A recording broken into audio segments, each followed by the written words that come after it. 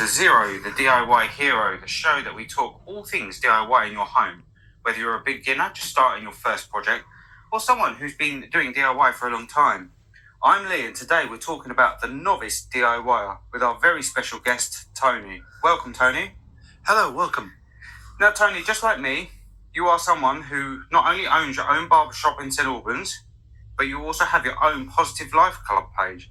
Can you explain to everyone listening today what that's about and what they may like about following your social media pages as well? Yes, of course. Basically, I started the page because I'm very interested in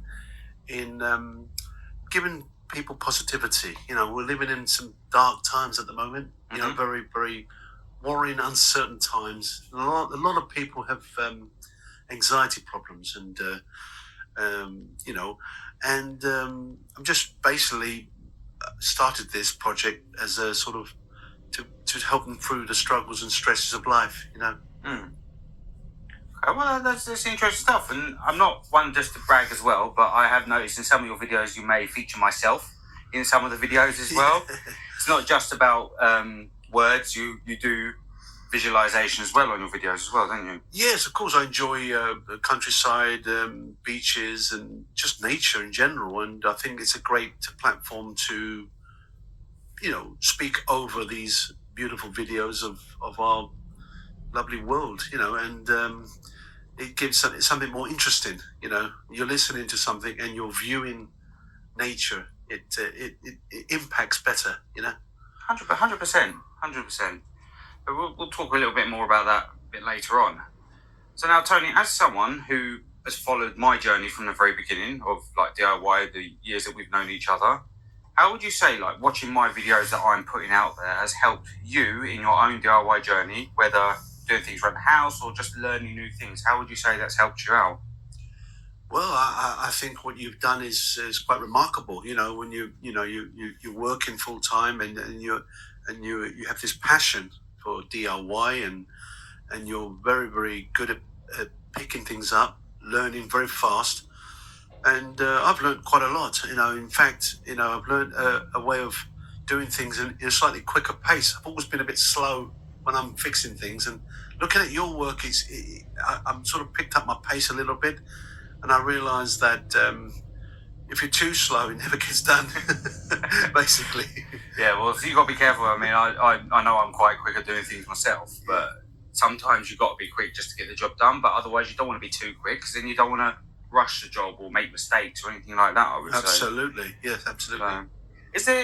Would you say, is there anything that you can tell people that are listening today that you think, as a novice DIY yourself, that may help them start their projects, or what advice would you give someone to do anything? Well, first of all, you got to get advice from somebody who understands DIY, someone who's got the passion, someone who wants to teach other people, you know, wants to show other people, like yourself, Lee. You know, very good. Your posts are very good, and your page is very good, and I think people need to follow it and listen. And you're very good at explaining things, and you show everything in detail, step by step. And I think once you find somebody like that, that's the person you need to stick to. You know, rather than listen to too many people opinions. You know, find someone that you find easy to understand, someone who's got a good way of explaining, and then concentrate on that person, put your effort on that person, and they will help you through it.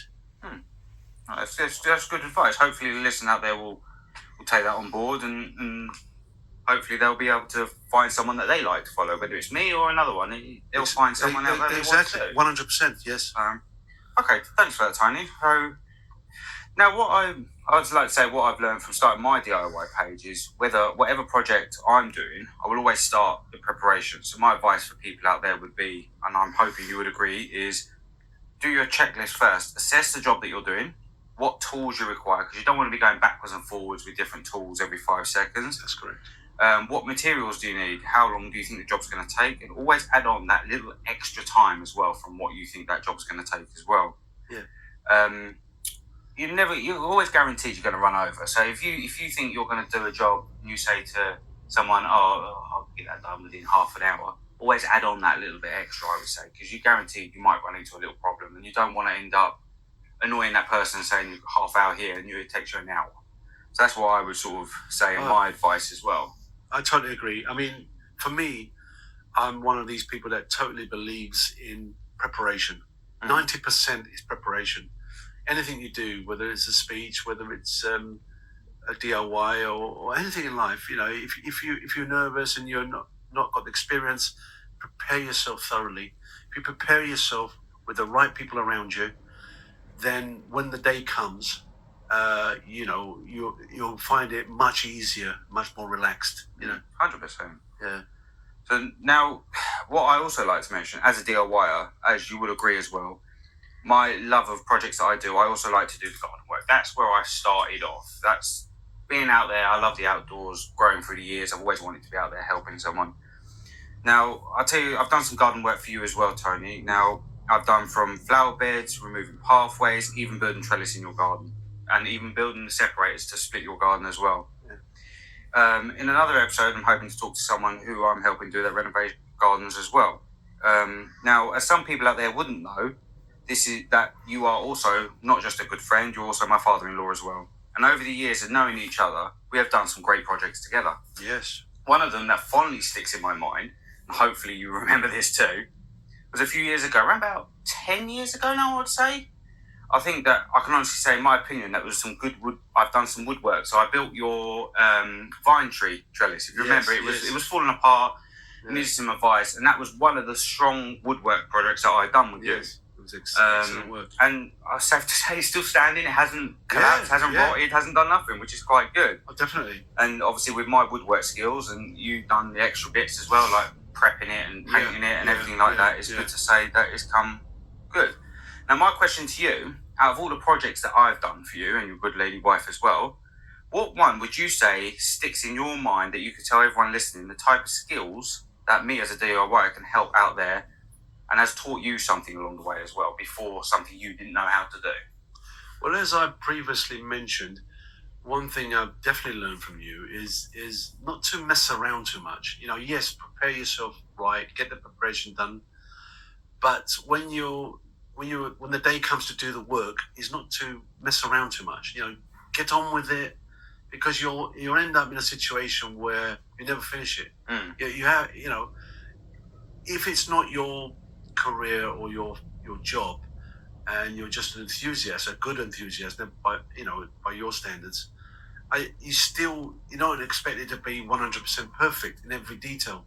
You've got to sort of think of it as a project that is done swiftly, nicely, and it's not your main profession, so you can't go around being over picky, as long as it looks good and the wood is used good, and the preparation, the painting, the putting it together is strong.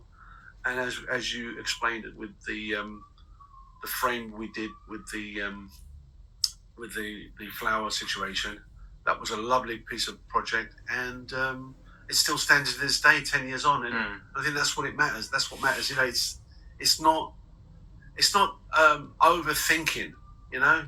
I think what I like about you is that you love doing it, but you're a get up and go chap. You're not one of these people that sort of lazy and you start a project, you never finish it. You once you decide to do it, you finish it, and that's what I admire most about your enthusiasm and your skills. No, thank you. That means a lot as well.